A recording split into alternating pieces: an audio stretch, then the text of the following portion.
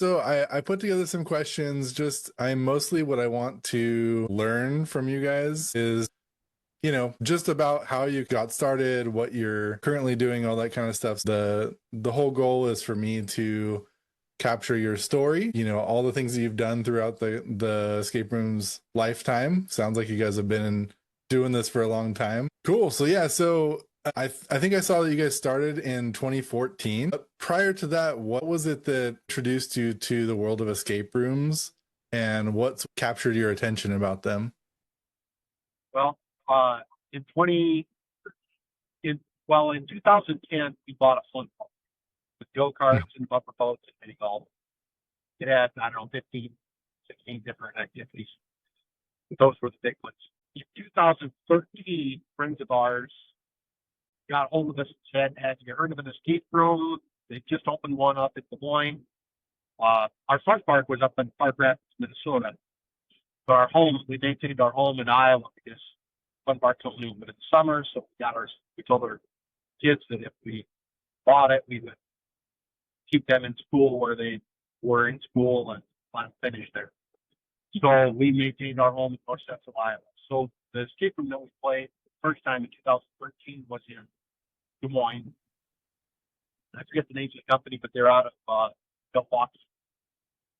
And so we played their room, one of their rooms, and it was like I've never done drugs, but it was a CIA base. It was actually in the old CIA building, or FBI building, FBI building in Des Moines. And we punched in the code to get out the door, and it flashed red, and then the timer went off simultaneously. And I said, the gal came in, the game master came in, and she said, "Oh, you were so close." I said, "Wait a minute." And I had two numbers inverted. I said, "It's this, isn't it?" She said, "Try it." I punched it in, and it worked. It was like a hit. Like I said, I've never done drugs, but it was like a hit. When I picture as your first hit of cocaine or something like that, I was fucked immediately. So we said on the drive home, like, we're going to do this. Well, we had a 3,500 square foot gift store at the fun park, and nobody buys gifts anymore, and we needed to do something with that space. So it worked out perfect. Yeah. So we converted gift store space we did our first escape room, and Barb was searching around for a key, and she happened to run across a PBS special on FDR had a boat under New York City, under Grand Central Station, 13 stories below ground. So we watched that special, and we knew instantly that was going to be our first theme. Nice. So we built that one. Then we built the second one. Then we built the third one. And then we started over and built 3 new ones. Then we started over and built 3 new ones, converting forward. The environment there was that the same families come back year after year. They have either a cabin there, or they have the same week at a resort there, or whatever. So we needed to have a fresh game every year. Plus, we started seeing that we were afraid that we were going to cannibalize business from the fun park, but we found out that wasn't true. They just added it on, and we found that not all of them they add one, they would add 2 or 3. So we needed to pretty much have 3 new rooms every year to satisfy the demands of the families that were coming. Wow. So in 2018, we still had the fun park, and we're cruising along. And in the winter, I was having coffee with a friend, and she said, "I'm on my daughter's after prom committee, and they would love to have something other than a hypnotist or magician for after prom." And I said, "Well, I could do an escape room." I thought her daughter went to a local private school that had class sizes of about 30 or 40. And she said, "Great, 180 to 200 kids at that prom. And we said, okay, so she goes to the public school. Yes, she does. Our other daughter goes to the private school. She goes to public school. So we're like, at that time, the only Buffalo skippers that we knew about were in a train or pop-up games. And we knew that either one of those were going to be something that we were going to be satisfied being provided. You know, we're going to be. We've always been pretty protective of the experience, making sure that it's a good experience, especially since a lot of people that know he said escape room in 2015 nobody done. And so we knew that neither one of those were going to do it. Actually, Bart came up with the idea of, hey, let's build a permanent sign at the school. That way we can build more than. So we built 2 right off the bat, and we added a third one almost right away. In 2000, we continued with that. We only did a few events that year. We still had Fun Park summertime. In 2020, we sold the Fun Park and kept the local skate park. And 2020, of course, was a tough year for skate parks, but we didn't have any rent to pay. Yeah. So we fared better than most.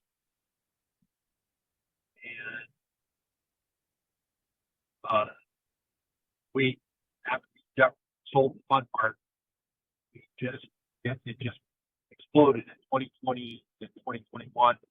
Late 20 and 21, it just exploded on us. I won't worry about all the details. But from there, we on to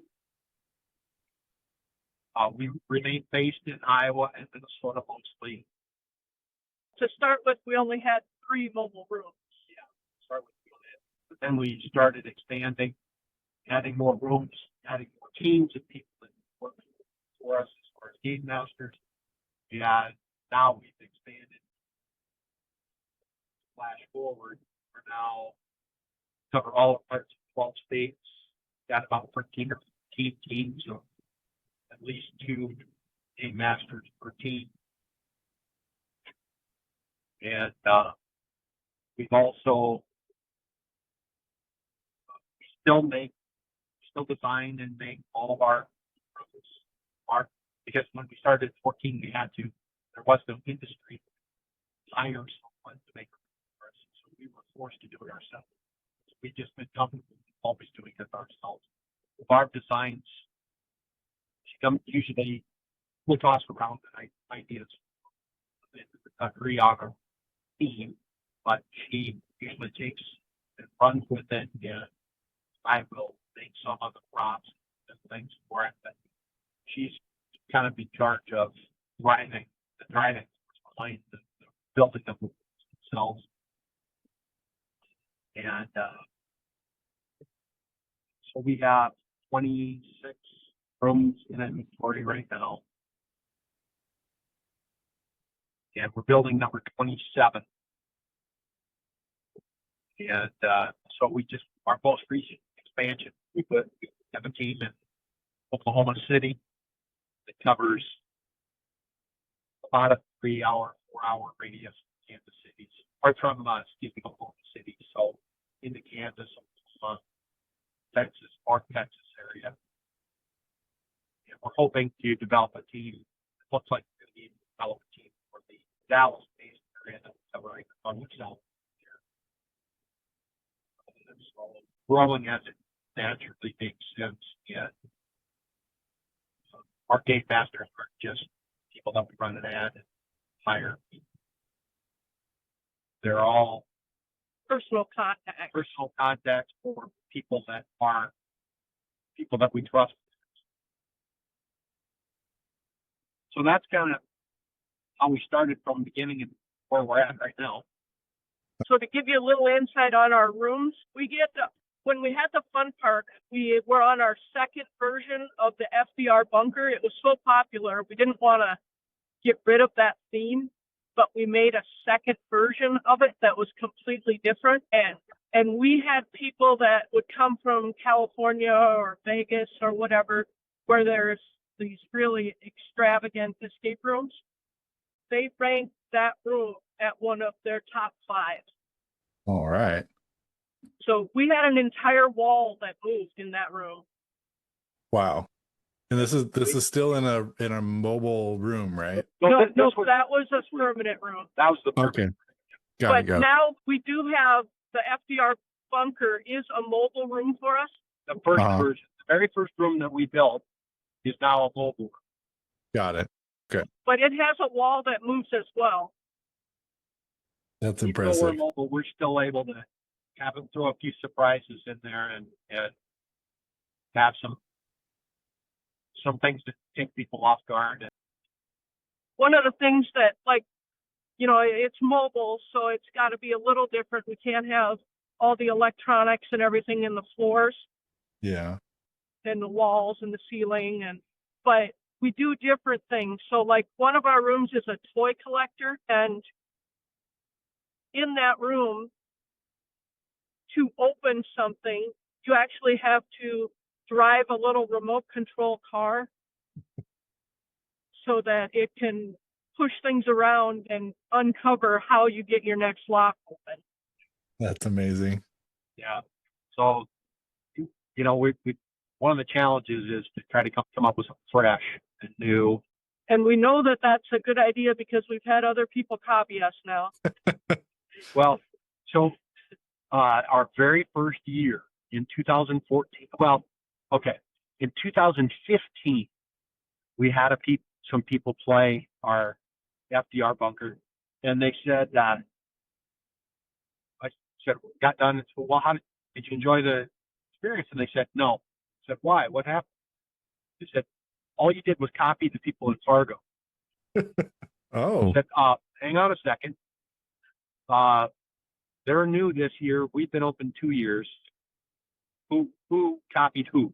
Yeah. Who copied whom here? And we went back and looked it up, and we found the picture, the post-game picture that was big at the beginning. And yep, there they are. There's the people that opened and copied us, like almost verbatim. Wow. And so we recognized right away that if I want somebody to play my game and be excited about playing my escape room, the guy down the street better do a good job with his escape room. Because otherwise, if they don't have fun at that one, they're not going to want to come and play mine, and vice versa. So it needs to be original, it needs to be fresh, and it's something that we knew right away that it's an industry that's going to depend on each other to do well, but that you can't just copy. You gotta be original. So yeah, and we actually helped somebody in the Mankato, Minnesota area that they played twice in a row. We're like, hey, you realize it's the same game, right? Yeah, but to be honest, we own a building and we want to open one. So we're like, great, here's what you need to do. So we kind of mentored them and helped them get there. That's awesome. And you don't have any stationary rooms anymore, right? It's all mobile rooms now. Right. Only mobile rooms. Yep, we sold the fun park. We learned the lesson from far. Don't have a big lease payment on an escape room because could be the death of you. Sure. Yeah. I think what's really cool is that some of your rooms, like the FDR one, are historically accurate, right? It sounds like that came from just your interest in the area. Are there other historical ones that you like? I guess is that part of your audience? I saw that you work with some educational groups and things like that. So is the historical accuracy important for those groups? Yes, and we do a lot of schools. Since 2022, we've been doing kids' rooms. One of our game masters has a degree in child psychology, and she helped us go through and say, okay, kids can do this. They probably won't be able to do that. And so we created rooms that are specific for 3rd to 8th grade. where they can do those rooms without an adult in the room with them. We give them traditional game master help, but other than that, we can put a group of third graders in, and if they don't need any hints, they can make it out. That's amazing. Yeah, and we're actually on our way to go do one of those right now. Yep, that's why we're on the road today. Is we've got one early. We set up early morning tomorrow. Wow. Actually, we set up two. That's one of the things that I didn't mention that gives us flexibility with the mobile is, and building inside. If you build a trailer, these trailers are $60,000 and up. And you can only usually run 6 people in them. Yeah, you're limited to the number of people. I mean, they have their advantages. They can do some things that we can't do, but we can put more than one in. We've had our biggest couple, depends on how you contact or, how you look at qualify your biggest. We had a prom and after prom where we had 4 rooms it was all night long. They let the underclassmen play and stuff, but we had about 450 players play in one night. Wow. All evening and into the early morning hours. We've had 5 rooms up at one time. That's probably our most rooms at one time. That was 2 companies that were merging. And not only were they not, usually you hear merger, somebody's getting fired, right? Yeah. On this one, they said, no, not only are we not firing anybody, we are going to be hiring more people. So we want everybody to get along and be introduced in a fun way. So they kept everybody separate. They did 5 rooms for 5 days for 5 hours a day, where they would bring the same departments in that were going to work together on Monday. On Friday, they played an escape room together. So the accounting departments came in, had never met each other, put name tags on, threw them into a room. Now they're on the same team with a common goal, and they came out as best friends. Mm-hmm. So, that gives us the way we do it, the way we set up with rooms built inside of your facility, that gives us the flexibility to bring the number that we need for the size of the event. But so like some of our rooms, just to give you a background on how we do some of them historically, in Montana, we have a gold mine room, and we actually went to 2 different gold mines and did our research to see what they used, how they used it, and how we could incorporate those items into an escape room. And so we don't have typical electronics like you'd find in an escape room, as far as we can't, put in wiring and all that. But in that room in particular, we made it so that it's got a a mobile toolbox, on wheels, like a snap-on toolbox type of a thing. Yeah. And we put all the electronics in the bottom part, and then you still have to use a code or something to be able to open that cabinet. So it was still electronic. It's all in that cabinet. And we also have our submarine. The Hornet's Nest is a submarine room. And that one, we went to Little Rock, Arkansas, and did our research because they have a working World War II submarine in the river there. Called the USS Razorback. It was built late World War II and served also in the Cold War. So when you walk into that, we took pictures and had custom walls. We built custom walls, so when you walk in, you're actually seeing the submarine, the USS Razorback, when you walk in. And in that room, we used like a storage tote that's on wheels, or a storage trunk. And we put all of the electronics in those trunks, and then put RV ports on the back so that they just get plugged in, and the people playing the room can't see that. But we open them up, and it looks just like all of the electronics and everything in the submarine. You open it up, and here's a dashboard that looks like, here's the radar. There's one that's a radar station. There's one that is, you plot a course. And it's actually, it's got a lighted screen on the bottom, and the lights shine through the plexiglass, and they have to actually map their course using submarine mapping tools. Wow, that's awesome. So 3 of the best compliments I think we've ever gotten were our missile silo that we had at, we actually built it custom for a museum that we've been going to. This will be our eighth year coming up next winter. A Minuteman missile silo. We built it for them, but then we put it in the fun park. We had a guy that served on the missileer as a missileer in Duluth, and he played it and said, "This is exactly." He gave me flashbacks. And then he signed the door that each Minuteman missile silo had a custom door that was funny, and he signed the door because he said it's fantastic. We had somebody who served in a submarine who said our submarine one was just like it, and then we had somebody that worked in a new gold mine in Montana, or a modern gold mine in Montana underground, and he said, "Yeah, this is just like what it's like underground." Working in our gold mine right now. And wow. the gold mine room is actually in like domed tents. And so we went and took pictures, and then we sewed all of the custom tapestries onto the tent frame. So you really get a full enclosed tent that has the ceiling and everything that looks just like you're in the gold mine. Wow. I love that aspect of it. The accuracy to real world type things definitely seems like one of your unique offerings that I don't see in all the escape rooms that I play. Yep.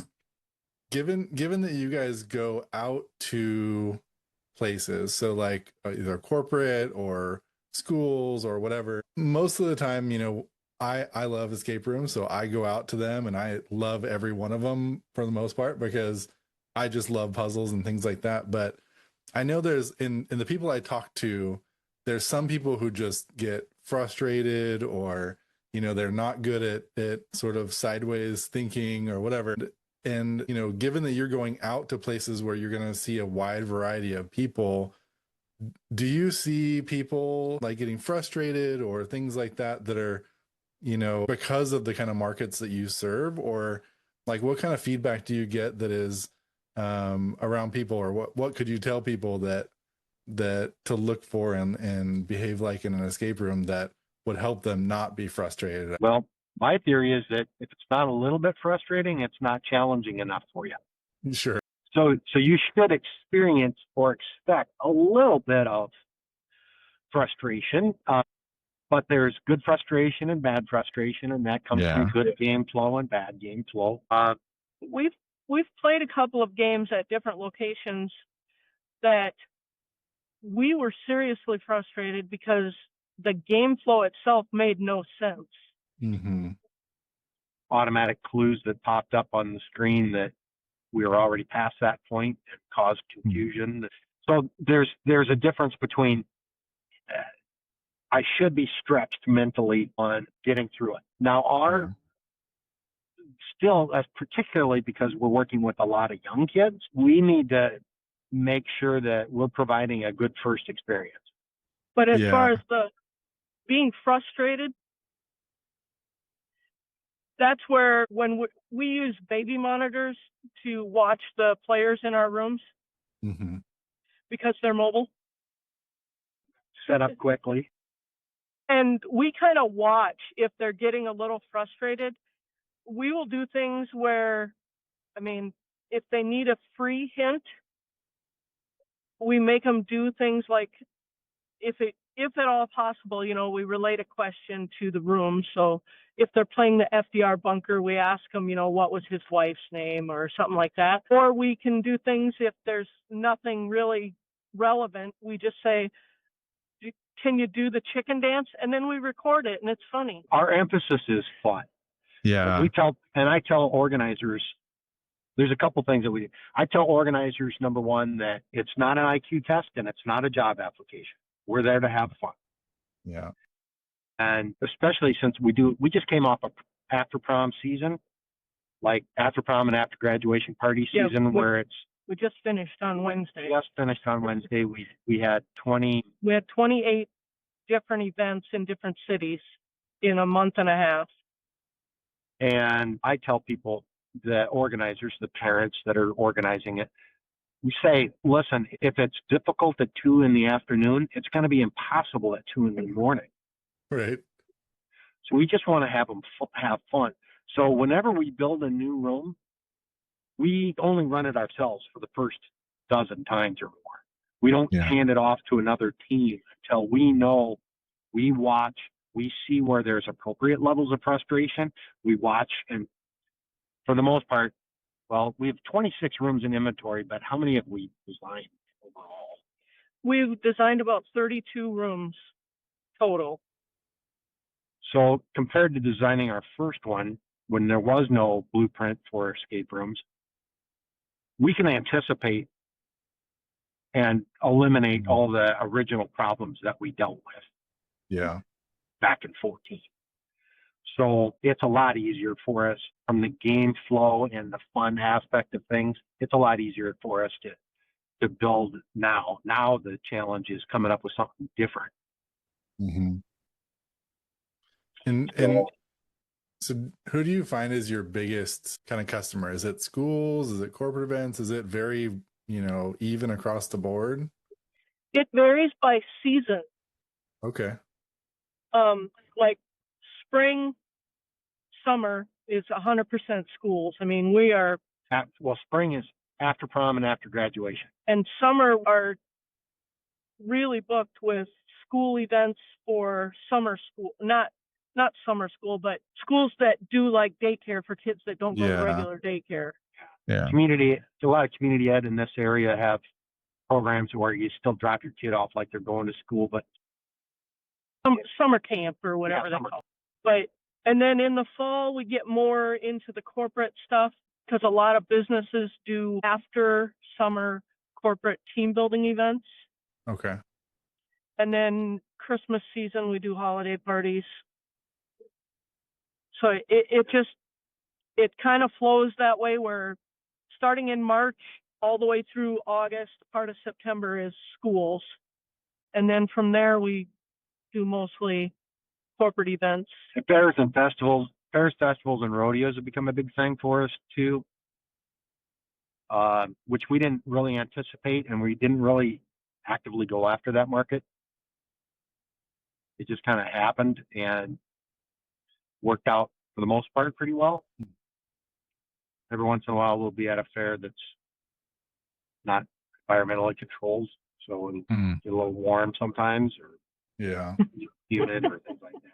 So you talked about. I was going to say, you talked about that wasn't an area that you particularly went after. Maybe they approached you. Like, how are you getting the word out about you guys, given that you're now in 12 states and you have a wide variety of places that you can offer to? So in Minnesota, there's a company called Field Trip Adventures, and we get a lot of business from that because they're established and we just joined and we're a member, and we go to 2 different expos a year, and all the schools and community events and senior citizens, and there's quite a few different things that go to those expos. Mm-hmm. And then we're in sort of the same type of thing in Oklahoma and Texas. They have a field trip directory for those locations. And then we do some, YouTube and Facebook and Instagram marketing. And then for like the after prom season, that's not always run by the same groups every year. So we have to send out postcard mailers for those, and they go to the school, and then it gets to whoever. We send the school, and then the school puts it in the mailbox for the parents.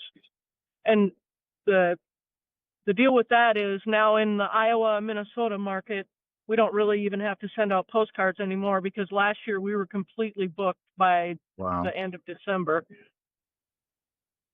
Yeah, that's great. One of the things that we did was we had to cut back and start saying no, and that's against our nature to say no. But we had our best worst weekend. We had 4 after proms on Friday night. Oh my gosh! Packed up, moved, and had 7 on Saturday. at 7 different locations. 4 different locations and 7 different locations. And Wow. so each location averages 2 rooms per event. Mm-hmm. Yeah, we average about 2.3 rooms across the board in a season per event. So our niche there has become small schools that they can't go to escape room by driving down the block. You know, they're 2 hours from an escape room. Okay, yeah. And the big thing with doing the schools now for the summer programs is they have restrictions on how much it's going to cost to bus you anywhere. So like one school was telling us that they have to pay $2.50 just for the insurance part to take each kid off campus. Wow. So you bring 100 kids off campus, you know, you're paying $2.50 per kid plus the bus. Mm-hmm. One teacher told us it was $600 to bus in town, and we're talking not a very big town. Yeah. So, wow. you know, by the time they buy any insurance and bus the kids, we're already competitive with our price. Yeah. And plus, they don't have to go anywhere. No chaperones. They walk down the hall. They don't have to worry about a gymnasium. school lunch. Yep, they don't have to worry about lunches. Yeah.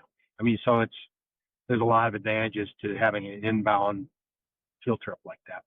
Yeah, that makes sense. Right. Yeah, so I guess that's kind of interesting. I'm still seeing, obviously, I'm in California, so we have a lot of escape rooms here. And, you know, from what I can tell, the escape room industry is growing, you know, tremendously right now. Like you said, I think there's still people who don't know. I met someone just the other day who hadn't ever been to an escape room, and I was kind of talking to him, and he was just going to do, on my recommendation, he was going to go do one with his family in like the next week or so. So like still find those people too. And I'm always, you know, baffled that that's a thing. But are you guys seeing any sort of trends in that industry? Like, are there people that you follow, I guess, to get inspiration for escape rooms and stuff? Or is it just because your room seems so true to life? Or is it just your experiences with the world that kind of give you those ideas? Or where are you getting some of that inspiration? Well, our process has always been, let's come up with a reason why somebody would be locked in a room or what a common goal is. And then go from there, you know, like our Blackbeard Bounty, you know, I don't know what you want to call it, stereotypical, you know, prisons and pirates are 2 of the most common themes for escape rooms. They're also our most requested. Yeah. And they're popular for a reason. They make a really fun game, particularly for people who have never played. So, you know, it just. The biggest thing is we kind of come up with, okay, we're going to do a Old West room. So we have an 1889 jail, and everything in it is authentic to that time period. So there's no funny combination locks or 4-digit locks. There's keys. We have a Morse code system in there that is actually built into the wall that we bring in. And so at the end of the game, they have to do Morse code into the actual Morse code machine to get the door to open. Actually, a telegraph machine. We like on that one, we watched a lot of Gunsmoke and old West movies, and to come up with ideas of what would be in that room. I mean, if there's no combination locks, what are we working with? You know, so I mean, that's part of the fun, part of the challenge of doing it, but it can be tough sometimes. So like one of the newer rooms that we have is called the Missing Mascot, and it's all sports. So we took a whole bunch of sporting things and put them all together. So your first step is a baseball thing, and it'll lead you through some of it where you have to do scoring for baseball. And we have all the directions, so you don't need to know any prior things. And then from baseball, it'll lead you on to the next step, but the next sport, yeah. So it also has hockey in it. And so we actually use an air hockey table in that room. And then it's got a mag lock that opens underneath and something falls out on their feet that's super light. So when you put the paddle in the right spot, it trips. Sure. And so for that one, we still incorporate electronics also. Well, most of our rooms now, but the inspiration for that room was, what is our mascot? And then we go from there. So our mascot in that room is a panda. Nice. Yeah. So, yeah, the inspiration can come from different places. And we go to a lot of secondhand stores. Yeah. That's the thing, is we don't make, like, if we want an Old West room, we don't make a fake saddle. We just go and buy a saddle. Right. You know? And that's where I think a lot of the fancier high-end California, Las Vegas, Orlando rooms, they're so concentrated on, let's make it look like a movie set, that just make it real. Yeah. I think that's definitely one of, like, again, I keep hearing it over and over when you guys talking about, that is something that I don't see in all the escape rooms that I go to. Very few of them, in fact. It's definitely one of your unique selling points, is that realism that you bring to the rooms. So that's really cool.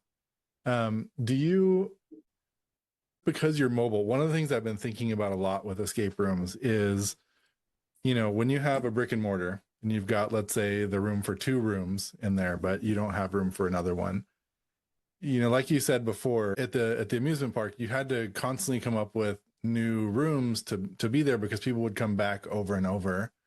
Right. And the idea that I've been thinking about a lot is, if you have just 2 rooms, how do you constantly keep those rooms fresh for returning customers and things like that? Because, once you've put so much effort into building, like you said, all the electronics, all the interactive things that are all interconnected, it becomes hard to change those things. And given that you're an all mobile room, it seems like you might have a better ability to adapt a room to a different storyline using maybe some of the same mechanisms, but you have the ability to, like, world build a little bit more. Well, part of the reason why we have 26 rooms is because we don't need to get rid of that. We can move it to a different market. Yeah, that's true. But you're right. So, like, our toy collector room, with a few modifications, becomes our Christmas room. Okay, yeah. So that's how we can do that. And then we can just switch it right back to being the toy room when we want it to be, too. Yeah. So, yeah, we don't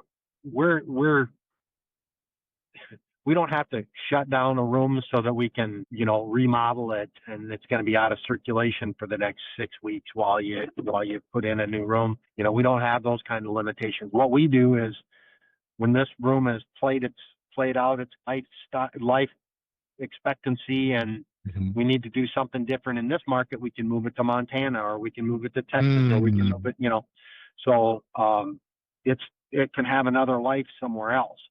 Yeah. And that's something that in the fun park we didn't have to worry about shutting down, because we were in northern Minnesota, so we were closed in the wintertime. So we could build it in the off season, and then when everybody showed up starting in May, they had a new one or two to play. So so we never really had to deal with that. Go ahead. I was going to say, you mentioned lifespan for your rooms, and given that you work with 3rd graders, I imagine some of your props have to be pretty durable. Is there anything that you've figured out about building those things that helps them have a longer lasting time? 3rd graders are nice. It's the adults. It's the adults that are worse. That's true. I've heard that also. But yeah, we do. When we look for things, since it has to be mobile, we don't have anything that's glass. Yeah. We find all of our boxes that we use, to put a hasp on and a lock. They're either wood or plastic or, something metal. We've got quite a few different metal boxes. Okay. So they have to be durable, because the first event that we ever did with the mobile rooms was a corporate event, and we had a cheap little wood box, and somebody got mad. They'd been drinking for a few hours, and he just threw it on the floor, and the box broke all apart. Oh, so we no. learned right away. That's awesome. Yeah. For the most part, people are Right. But then one of Yeah. the other things that we do is each room has a organized box that has a replacement lock for everything in the room, or a replacement part that gets lost. You know, there's a spare. we call them game critical items. That's critical to the playing of the game. We've got a replacement for it with a replacement lock. And, you know, for things that have a unique combination where you can't buy a lock that's like that has the same combination or the same key or whatever, then we have the puzzle that opens the new one already built, and it goes with that lock. So, you know the directional locks? Yes. Yeah. Yeah. They don't really work to reprogram. We've had them fail a lot. Yeah. But people have commented on how they like that we don't use a lot of the same locks. We try to make sure that they get a really good experience with all kinds of different things. And so in that situation, in one of our rooms, instead of changing the combination for a puzzle that has that new lock, the one that I'm thinking of, it's called the camp out, and you actually map where you're going to go visit. And so it gives you the directions using an old style map, which is a lot of fun, especially for kids because they've never even seen one. Yeah. But then for the replacement, then in case that lock goes bad or the map gets ripped or whatever, we got a brand new map and a brand new lock. Okay. Yeah, that makes sense. And so that's one of the things that we've learned is we've got to have those types of things for every room, and it's got to be in the box that goes out when it gets used. And then we also have a sheet for the game masters to write down, hey, this broke, so we can replace it right away and have it ready to go for the next time. Yeah. Okay, that makes sense. Yep. And then each event has a event bag that goes out with it. That's actually a backpack, which has a laptop in it and speakers so that we can play our rules at every event. And it has a bolt cutter and pliers and screwdrivers and extra tape, extra wire, extra screws, whatever we might have come across. It has Band-Aids in it. Yeah. Whatever. That's so good. Yeah. Bolt cutters are the big thing. Yeah. And so we've learned, that yes, we're mobile, but we still have a lot of the same things that you're going to have in your back room. Yeah, you just got to be more prudent with the space. You got to bring a backpack instead of a whole room. Yeah. Right. So that actually leads right into like one of my last questions, which is knowing what you know now, what you've learned over the last decade plus of running escape rooms mobily, what advice would you give yourself if you were starting this business over again? Started 10 years earlier. and get into the supply side of things. Yeah, I would love to just design games, but now there's so many people doing it. I don't know that it would be worth it. But if we did it 10 years. Yeah. No, it's I don't know. We have a lot of unique puzzles that other people don't do, so yeah. And I don't know, we should have when somebody copied us, we should have recognized that we need to get owners together in a union type of not like an organized union, but hey, let's come to an understanding that if you don't do a good job, I'm not going to get customers. If I don't do a good job, you're not going to get customers. Let's work together to create a good experience for everybody and a different experience for each room. Because we're all in this together. Well, we are in this business because if, how often are you going to spend 30, 40, 50, 60, $100 per person to play if you aren't having a good experience? Yeah. You're only going And to I try think, it a few times. yeah, so my son worked at a escape room here in Orange County, and one of the things that they did is it wasn't like a union like you're saying, like a formalized union like you said. It was just this, they kind of did an exchange program where all of the game masters and people who worked at the escape rooms, they would exchange rooms. So they would switch and go play the other businesses' rooms, just to sort of, idea generate, but not, obviously, you don't go into the room going, all right, I'm stealing all this stuff. It's just like, wow, this is really cool.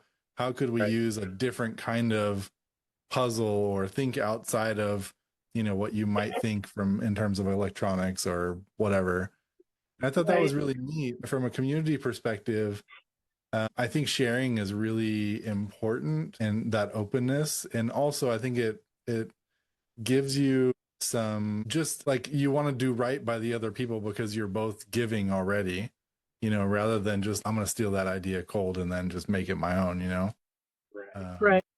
So it's been kind of neat to see that around here. Yeah. And that would be fun.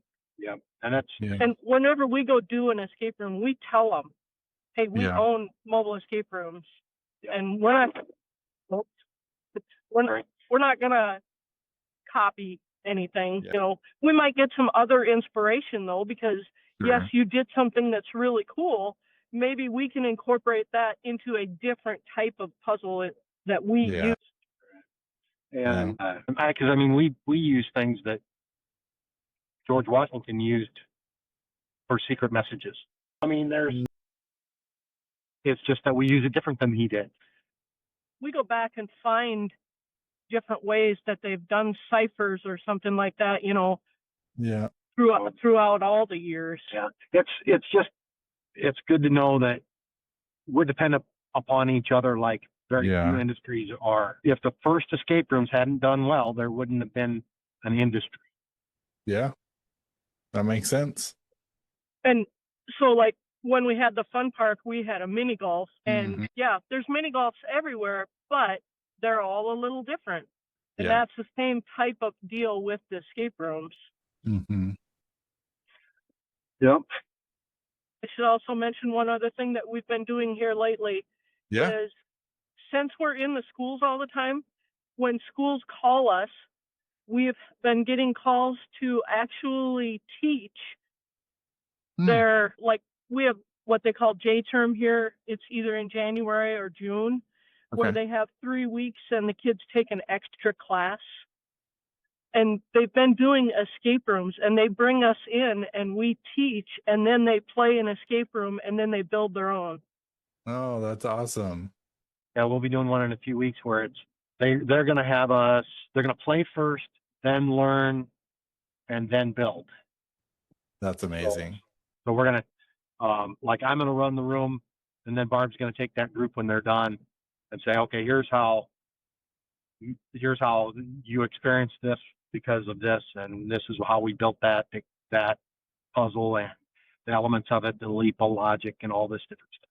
Because it's a lot of fun to see the kids say, hey, what if we did this, and come up with their own ideas too. Yep. So anyway, that's very cool. So is that something you're doing through the business directly, and they're giving you like is escape room design the concept, or is there a broader subject matter for that? No, it's an escape room class. Okay. But we cover more than just how to make the puzzles. We cover, like, watch how this happens, and if you put this step first, you're going to end up with a problem here. You know what I mean? So we can kind of point them in the right direction so they don't put things kind of in the wrong order, or make it so they can get out early. Okay. Yeah. Awesome. So, but they're actually coming up with, a lot of the schools give them choices of what classes do you want to have, and one of the most popular ones has been escape room development. That's awesome. I love that it's even an option. Yeah. Yeah, we did one that was a high school not far from us. And they had a bunch, they had 100 kids. Yeah, they had in the 100 class. kids in the class, Wow. which is really good for a small little community that it was in. Yeah. So Yeah, and we love it sharing the, with the next generation of players and developers. Yeah.